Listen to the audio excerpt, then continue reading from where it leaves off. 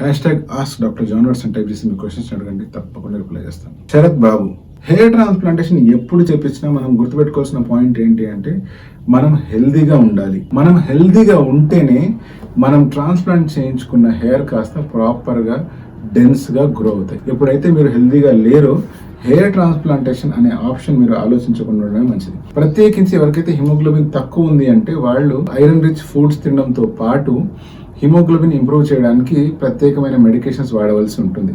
అవి వాడుతూ నిజంగా అవసరమైతే ఐవి ద్వారా కూడా మెడికేషన్స్ ఇచ్చి వాళ్ళ హిమోగ్లోబిన్ లెవెల్ ఇంప్రూవ్ అయ్యేదాకా వెయిట్ చేయాలి. ఎప్పుడైతే హిమోగ్లోబిన్ లెవెల్ ఇంప్రూవ్ అయ్యి అనీమియా అనే కండిషన్ లేదో అటువంటి సిచ్యువేషన్లో సర్జరీ చేస్తే అప్పుడే రిజల్ట్స్ బాగా వస్తాయి. బట్ కొంతమందికి క్రానిక్ గానే హిమోగ్లోబిన్ లెవెల్స్ చాలా తక్కువ ఉంటాయి. కొన్ని రకాల కంజెనిటల్ డిసీజెస్లో ఇలా జరిగే అవకాశం ఉంది. అటువంటప్పుడు కనుక మనం హెయిర్ ట్రాన్స్ప్లాంటేషన్ సర్జరీ చేస్తే రిజల్ట్స్ నార్మల్ వాళ్ళతో పోలిస్తే ఇలా అనిమిక్గా ఉండే వాళ్ళకి చాలా తక్కువ గ్రోత్ వచ్చే అవకాశం ఉంది. సో మన ఎక్స్పెక్టేషన్స్ని కొంచెం లోవర్ చేసుకోవాల్సిన అవసరం ఉంటుంది.